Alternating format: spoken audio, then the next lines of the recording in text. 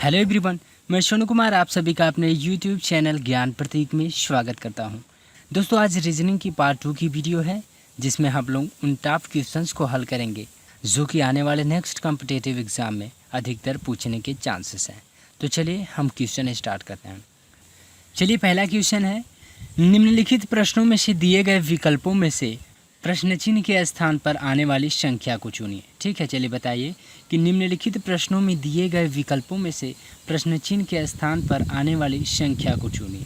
यहाँ पे दोस्तों कौन सी वैल्यू रखी जाएगी, कौन सा नंबर इसमें से रखा जाएगा, इन ऑप्शंस में से यहाँ पे आपको बताना है। आप इसका आंसर देने के लिए वीडियो को पॉज भी कर सकते हैं फ्यू सेकेंड के लिए। तो चलिए हम देखते हैं इसका राइट आंसर क्या है। तो इसका राइट आंसर है दोस्तों ऑप्शन सी 3। ठीक है, इसका राइट आंसर है 3। यहाँ पे दोस्तों मैं आपको सही प्रोसेस बता दे रहा हूँ कि क्या क्या है। यहाँ पे देखिए 8 2 10, 10 3 13, 13 5 18, 18 6 24 और 1 25 है। ठीक है, इसको ऐड कर दिया है, सम कर दिया है, इसको जोड़ दिया है, इन सभी संख्याओं को क्या किया है, जोड़ दिया है। ठीक है, अब चलिए इसमें भी देख लेते हैं कि वही प्रोसेस है कि अलग है इसमें। यहाँ पे देख लीजिए 6 4, यहाँ पे देख लीजिए 6 4 10, 10 8 18, 18 2 20, 20 3 23, 23 2 25। ठीक है, इसमें भी वही काम किया है जो कि इसमें किया था। ठीक है, तो चलिए इसमें भी देख लेते हैं कौन सी वैल्यू रखी जाएगी। यहाँ पे देखिए 7 2 9, 9 2 18, 18 3 21, 21 1 22 हो जाएगा। ठीक है, और यहाँ पे कौन सी वैल्यू रखें कि 25 हो जाए। तो दोस्तों यहाँ पे हम लोग यदि 3 रख देते हैं तो इसका योग कितना हो जाएगा, 25 हो जाएगा। तो इसका राइट आंसर कौन है, ऑप्शन सी। ठीक है, चलिए हमारा अगला क्वेश्चन रहा स्क्रीन पे। चलिए दोस्तों बताइए, हमारा सेकेंड क्वेश्चन रहा स्क्रीन पे। एक विशिष्ट कोड भाषा में बैट को 50 लिखा जाता है तथा डेक को 65 लिखा जाता है, तो उसी भाषा में कैप को क्या लिखा जाएगा। ठीक है, चलिए बताइए, एक स्पेशल कोड में BAD को 50 लिखा जाता है तथा DAC को 65 लिखा जाता है, तो उसी लैंग्वेज में कैप को क्या लिखा जाएगा। तो चलिए दोस्तों इसका राइट आंसर देखते हैं। इसका राइट आंसर क्या है, इसका राइट आंसर है ऑप्शन ए 401।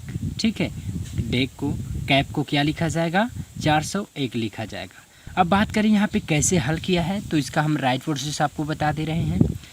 दोस्तों मैंने आपको कल ही बताया था कि ऐसे क्वेश्चंस को हल करने के लिए आपको सभी वर्ड की कोडिंग याद होनी चाहिए। ठीक है, कोडिंग के साथ आपको अपोजिट भी याद होना चाहिए, अपोजिट कोडिंग। जैसे कि मैंने आपको बताया था कि अपोजिट याद करने के लिए क्या किया जाता है, 27 में से उस वर्ड का कोड, ठीक है, उस वर्ड का कोड लिख के यदि हम माइनस कर देंगे तो उसका विपरीत कोड मिल जाएगा, विपरीत वर्ड मिल जाएगा। ठीक है, तो चलिए देखते हैं हम इसको कैसे हल किया है इसमें। यहाँ पे देखते हैं BAD। ठीक है, BAD बैट बराबर क्या लिखा है, 50 लिखा है।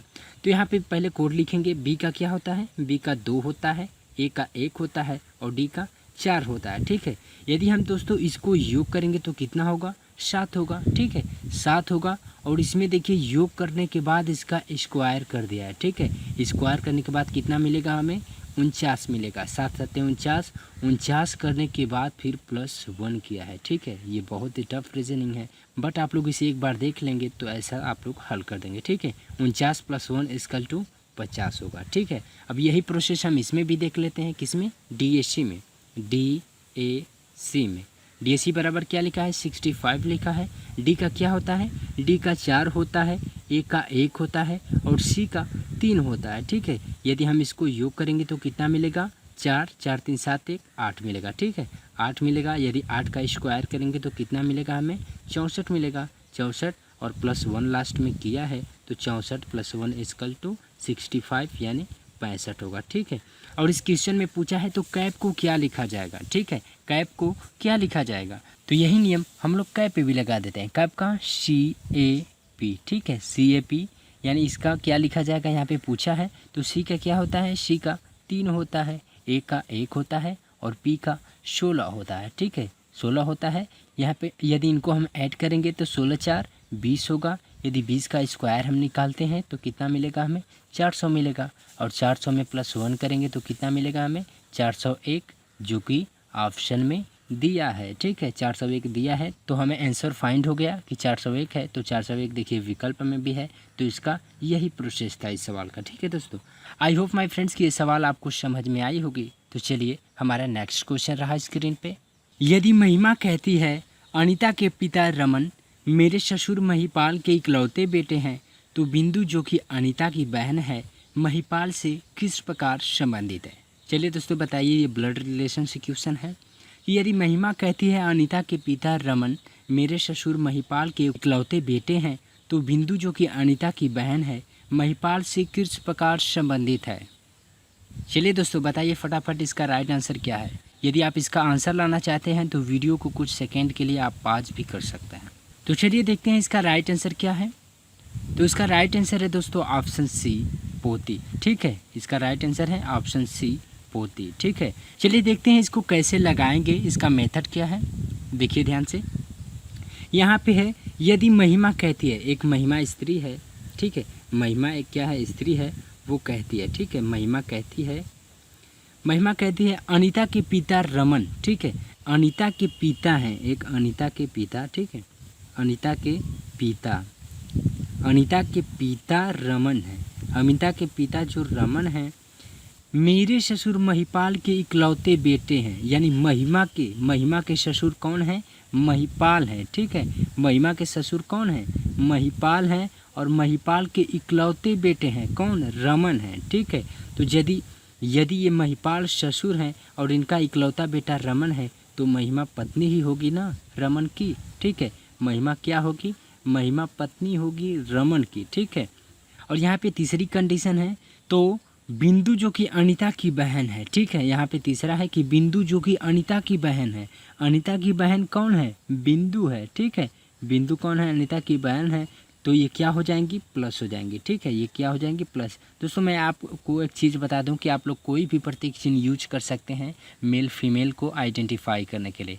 यदि मेल को यहाँ पे मैं मेल के लिए मैं यहाँ पे माइनस लिख रहा हूँ। ठीक है, और फीमेल के लिए प्लस लिख रहा हूँ। ठीक है, तो यहाँ पे ये फीमेल है तो प्लस हो जाएगा, रमन क्या है, पुरुष है तो इसके लिए माइनस, महिपाल भी है तो इसके लिए हम लोग माइनस लिखेंगे। ठीक है, और महिमा कौन है, महिमा फीमेल है तो महिमा के लिए हम लोग प्लस लिखेंगे। तो यहाँ पे देख लीजिए फिर से क्या पूछा है, अनीता के पिता रमन मेरे ससुर महिपाल। अनीता के पिता, ठीक है, अनीता के पिता रमन मेरे ससुर, महिमा करेगी मेरे ससुर महिपाल के, मेरे ससुर तो महिमा के ससुर कौन हो जाएंगे, महिपाल के इकलौते बेटे हैं। रमन जो है इकलौते बेटे हैं किसके, महिपाल के इकलौते बेटे हैं। तो महिमा क्या हुई, महिमा रमन की पत्नी ही होगी ना। तो बिंदु, यहाँ पे तीसरी कंडीशन है, तो बिंदु जो कि अनीता की बहन है, बिंदु जो कि किसकी बहन है, अनीता की, तो यहाँ पे बहन हो जाएगा। तो पूछा क्या है, महिपाल से किस प्रकार संबंधित है, बिंदु, तो बिंदु जो कि अनीता की बहन है महिपाल से किस प्रकार संबंधित है, यानी बिंदु जो है महिपाल से। देखिए यहाँ पे अधिकतर स्टूडेंट यहाँ पे मिस्टेक कर देते हैं कि से, यहाँ पे से महिपाल से कहा है। ठीक है, से मतलब ये होता है दोस्तों कि महिपाल से, यानी महिपाल से मतलब कि महिपाल की बिंदु क्या लगेगी। ठीक है, से लगा रहेगा तो ये पूछता है कि अगला जो व्यक्ति है जिसके बारे में पूछा है वो इसका क्या लगेगा, से मतलब उसका वो अगला व्यक्ति क्या लगेगा। तो महिपाल से पूछा है तो महिपाल की क्या लगेगी, बिंदु। तो यहाँ पे देख लीजिए, यदि बेटे की जो लड़की है, ठीक है, बेटे की लड़की क्या लगेगी, बेटे की लड़की पोती ही लगेगी। तो इसका राइट आंसर क्या है, ऑप्शन सी पोती। ठीक है, आई होप माय फ्रेंड्स कि ये क्वेश्चन आपको भली भांति समझ में आ गया होगा। तो चलिए हमारा नेक्स्ट क्वेश्चन रहा स्क्रीन पे।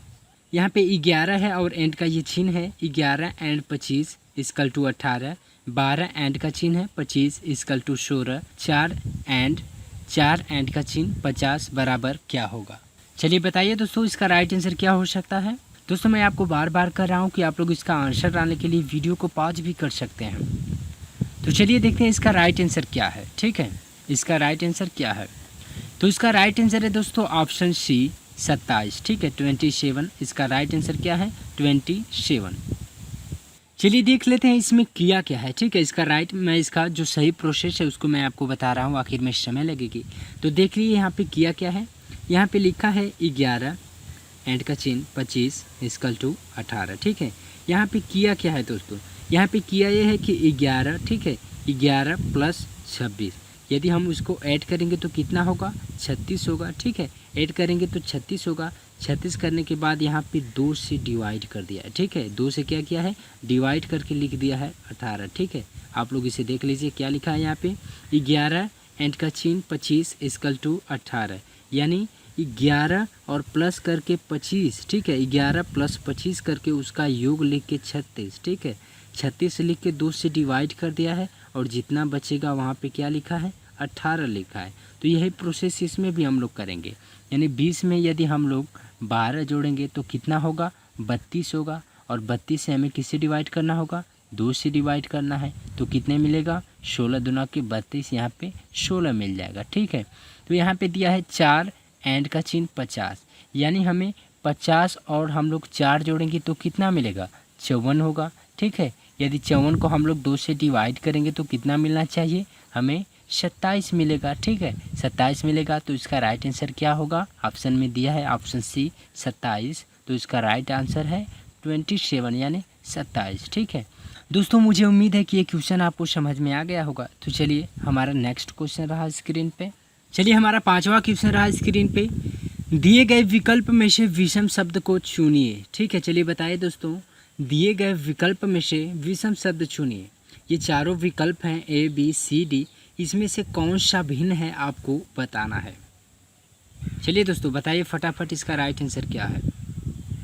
तो इसका राइट आंसर है दोस्तों ऑप्शन बी अप्रैल, ठीक है, ऑप्शन बी अप्रैल जो है दोस्तों ये भिन्न है इन चारों ऑप्शंस में से। अब कैसे भिन्न है मैं आपको यहाँ पे बता दे रहा हूँ कि अप्रैल जो होता है दोस्तों, ठीक है, अप्रैल जो होता है ये 30 का महीना होता है, ठीक है, ये 30 का महीना होता है, और जो मार्च अगस्त दिसंबर होते हैं ये 31 के होते हैं, ठीक है, ये कितने के होते हैं, 31 के होते हैं। तो इन तीनों से भिन्न कौन है, अप्रैल है। तो यही पूछा है कि इसमें विषम कौन है, ठीक है। दोस्तों एक ट्रिक होती है, एक ट्रिक है छोटी सी, आप लोग देख लीजिए, शीत, ठीक, शीत 9 जून अप्रैल, इस शॉर्ट नेम से आप लोग याद कर सकते हैं, शीत 9 जून अप्रैल, ठीक है, शीत से सितंबर, 9 से नवंबर, जून से जून, अप्रैल से अप्रैल हो जाएगा। ये चारों जो मंथ होते हैं ये टोटल 30 दिन के होते हैं, ठीक है। तो ये मुझे उम्मीद है दोस्तों कि ये भी क्वेश्चन आपको समझ में आ गया होगा। तो चलिए हमारा नेक्स्ट क्वेश्चन रहा स्क्रीन पे। चलिए दोस्तों स्क्रीन पे हमारा छठा क्वेश्चन एवं इस वीडियो का लास्ट क्वेश्चन है, ठीक है। यहाँ पे 0, 6, 20, 42, यहाँ पे प्रश्नवाचक चिन्ह पे कौन सा नंबर यहाँ पे होगा, ठीक है।